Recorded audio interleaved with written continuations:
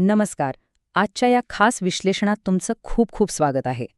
Maharashtra TET परीक्षा आणि इतर स्पर्धा परीक्षांची तयारी करताना मराठी व्याकरणातला एक असा घटक आहे जो आपल्याला हमखास मार्क मिळवून देऊ शकतो. तो म्हणजे मराठी शब्दशक्ती. अनेकदा परीक्षेत एखादं वाक्य समोर येतं आणि त्याचे छुपे अर्थ आपल्याला पार गोंधळून टाकतात, हो ना? पण टेन्शन घेऊ नका, कारण आजच्या या सविस्तर सत्रानंतर हा गोंधळ कायमचा दूर होणार आहे याची खात्री बाळगा. आता सुरुवात करण्यापूर्वीच एक अत्यंत सोपा पण तितकाच विचार करायला लावणारा प्रश्न मला तुम्हाला विचारायचा आहे. शब्दांमध्ये नेमकी किती शक्ती असते? वरवर पाहता शब्द म्हणजे फक्त अक्षरांची जुळवाजुळव वाटते, पण स्पर्धा परीक्षांमध्ये एखादं साधं दिसणारं वाक्य येतं आणि त्याचे चक्क 2-3 वेगळे अर्थ निघतात. आणि तिथेच खरा कस लागतो. नेमका कोणता अर्थ अपेक्षित आहे हे ओळखण्याची क्षमता म्हणजेच शब्दांची शक्ती ओळखणं. आणि भाषेची हीच खरी ताकद आज आपण डिकोड करणार आहोत. चला तर मग थेट विषयाला हात घालूया. समोर दिसणारा हा तक्ता आजच्या आपल्या अभ्यासाचा गाभा असणार आहे. परीक्षेच्या आदल्या दिवशी जरी तुम्ही या एका तक्त्यावर नजर टाकलीत ना, तरी तुमची उत्तम उजळणी होईल. यात आपण शब्दशक्तीची व्याख्या आणि तिचे 3 मुख्य प्रकार अभिधा, लक्षणा आणि व्यंजना अगदी सोप्या रोजच्या वापरातल्या उदाहरणांसह पाहणार आहोत. आजच्या आपल्या विश्लेषणाची रूपरेषा अगदी साधी आहे. आधी आपण शब्दांची जादू समजून घेऊ, मग अभिधा, लक्षणा आणि व्यंजना या 3 शक्तींचा टप्प्याटप्प्याने अभ्यास करू आणि शेवटी एका क्विक रिव्हिजन चार्टने शेवट करू. तर सुरू करूया पहिल्या भागापासून. शब्दांची जादू, शब्दशक्ती समजून घेताना. अगदी सोप्या भाषेत सांगायचं तर शब्दाच्या अंगी अर्थ व्यक्त करण्याची जी शक्ती असते तिला शब्दशक्ती म्हणतात. बघा, प्रत्येक शब्दाचा स्वतःचा असा एक मूळ अर्थ असतोच, पण तोच शब्द कोणत्या संदर्भात वापरलाय यावरून तो अनेक वेगवेगळे अर्थ व्यक्त करू शकतो. आणि म्हणूनच ही शक्ती ओळखता येणं हे फक्त परीक्षेसाठीच नाही, तर मराठी भाषेची खरी गोडी अनुभवण्यासाठी खूप गरजेचं आहे. आता येऊया आपल्या दुसऱ्या भागाकडे, अभिधा शब्दशक्ती, ज्याला आपण वाच्यार्थ असंही म्हणतो. अभिधा ही शब्दाची अर्थ व्यक्त करण्याची पहिली आणि सर्वात साधी शक्ती आहे. एखादा शब्द वाचल्याबरोबर जो मुख्य, प्रसिद्ध आणि डिक्शनरीतला सरळ अर्थ आपल्या डोळ्यांसमोर उभा राहतो त्याला अभिधा म्हणतात. टीईटी परीक्षेच्या दृष्टीने लक्षात ठेवा, इथला वाच्यार्थ हा शब्द अत्यंत महत्वाचा आहे. वाच्यार्थ म्हणजे अगदी सरळ रूढ अर्थ. जे वाचलं तोच त्याचा अर्थ. यात कुठलाही लपलेला किंवा छुपेपणा नसतो. ही उदाहरणे बघा, म्हणजे तुमच्या लगेच लक्षात येईल. साप मारायला हवा. इथे साप म्हणजे तोच प्रत्यक्ष सरपटणारा प्राणी. बाबा जेवायला बसले. ही एक अगदी सरळ रोजची कृती आहे. आम्ही गहू खरेदी केला. यातही गहू या धान्याबद्दलच थेट बोलले. आणि सूर्य उगवला. इथे खरोखरच्या सूर्योदयाचीच गोष्ट सुरू आहे. ही सगळी वाक्य पूर्णपणे वस्तुस्थितीवर आधारित आहेत. या थेट अर्थालाच आपण वाच्यार्थ किंवा अभिधा म्हणतो. एकदम सोपं, बरोबर?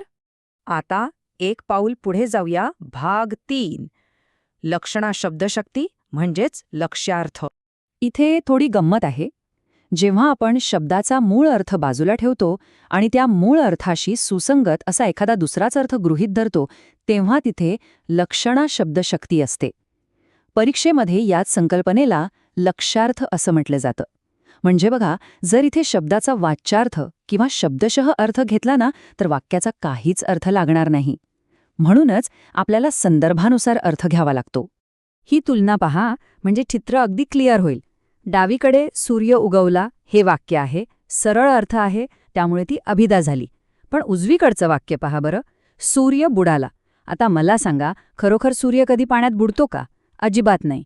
इथे आपण तो मूळ अर्थ सोडून देतो आणि अरे संध्याकाळ झाली, आता कामे थांबवा हा सुसंगत अर्थ घेतो. विषय एकाच सूर्याचा आहे, पण संदर्भाने अर्थ कसा बदलतो हे यातून मस्तपैकी स्पष्ट होतं. हाच तो आपला लक्ष्यार्थ. आपल्या रोजच्या बोलण्यातली ही वाक्य बघा. बाबा ताटावर बसले. आता कुणी अक्षरशः ताटावर जाऊन बसतं का? नाही ना. याचा अर्थ आपण जेवायला बसले असा घेतो. घरावरून हत्ती गेला. घराच्या छपरावरून हत्ती जाणं शक्यच नाही, म्हणजे तो घराच्या पुढून रस्त्यावरून गेला असा अर्थ आपण लावतो. आणि आम्ही आजकाल ज्वारी खातो, म्हणजे थेट कच्ची ज्वारी खात नाही, तर ज्वारीच्या भाकरी खातो. आपला मेंदू अशा अशक्य वाटणाऱ्या कृतींचा योग्य आणि सुसंगत अर्थ आपोआप लावतो. हीच ती लक्षणा शब्दशक्ती. आता वळूया सर्वात प्रभावी आणि चौथ्या भागाकडे, व्यंजना शब्दशक्ती म्हणजेच व्यंग्यार्थ. व्यंजना, शब्दशक्ती ही खूपच खोल आणि काव्यात्मक आहे. इथे मूळ अर्थाला कुठलीही बाधा येत नाही. मूळ अर्थ तर तसाच राहतो, पण त्यासोबतच त्यातून एक दुसरा, अधिक सूचक आणि चमत्कृतीपूर्ण अर्थ व्यक्त होतो. परीक्षेत याला व्यंगार्थ असं विचारलं जातं. हा अर्थ ना पूर्णपणे सूचकतेवर आणि वाचणाऱ्याच्या समजून घेण्यावर अवलंबून असतो. यात एक वेगळीच जादू दडलेली असते. आता आपण आधी जे सापाचं उदाहरण घेतलं होतं ना, तेच पुन्हा पाहूया. डावीकडे अभिधा प्रकारात साप मारायला हवा म्हणजे खऱ्या सापाचा उल्लेख होता. पण आता हे उजवीकडचं वाक्य पहा. समाजात वावरणारे असले साप ठेचून काढले पाहिजेत. इथे साप म्हणजे खरोखरचा प्राणी नाही, तर समाजातील वाईट वृत्तीची आणि दुष्ट माणसे. केवढा मोठा आणि प्रभावी विरोधाभास आहे हा. मूळ अर्थाला धक्का न लावता किती ताकदीने दुसरा अर्थ इथे पोचवलाय ना. आता हे ऐतिहासिक आणि अतिशय भावस्पर्शी उदाहरण बघा. पाणीपतावर 1.25 लाख बांगड्या फुटल्या. वरवर पाहिलं तर फक्त काचेच्या बांगड्या फुटल्याचा उल्लेख वाटतो, पण याचा व्यंगार्थ खूपच खोल आणि वेदना देणारा आहे.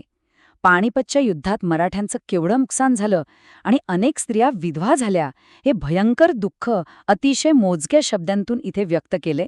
व्यंजना, शब्दशक्ती, शोक आणि दुःख किती प्रभावीपणे समोर ठेवू शकते हे यातून आपल्याला समजतं. आणि ही पुढची उदाहरणे बघा.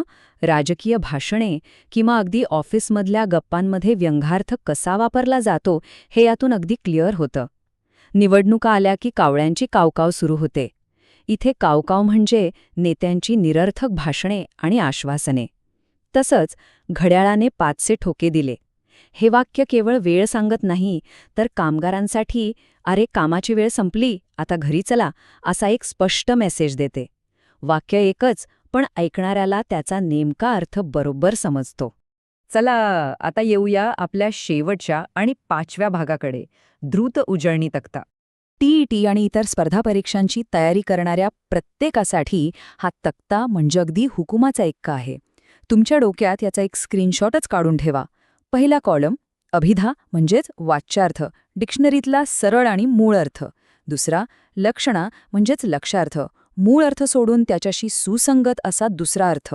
आणि तिसरा व्यंजना म्हणजेच व्यंगार्थ, मूळ अर्थाला धक्का न लावता सूचित होणारा दुसरा अधिक खोल अर्थ. परीक्षेत प्रश्न सोडवताना फक्त याच 3 निकषांवर वाक्यांची तपासणी करा, उत्तर नक्की मिळेल. तर मंडळी, आजच्या या विश्लेषणाच्या शेवटी हा एक महत्त्वाचा प्रश्न आपण स्वतःला विचारला पाहिजे. शब्दांच्या या 3 शक्ती समजून घेतल्यानंतर आता जेव्हा तुम्ही एखादी कविता वाचाल, साहित्य वाचाल किंवा एखादं राजकीय भाषण ऐकाल, तेव्हा त्यातले लपलेले अर्थ तुम्हाला नक्कीच अधिक चांगल्या प्रकारे उलगडतील, नाही का? मराठी भाषेचं हे सौंदर्य फक्त परीक्षेपुरतं मर्यादित न ठेवता रोजच्या जीवनातही त्याचा नक्की आनंद घ्या. आगामी परीक्षेसाठी तुम्हाला खूप खूप शुभेच्छा. आजचं हे विश्लेषण आपण इथेच थांबूया. धन्यवाद.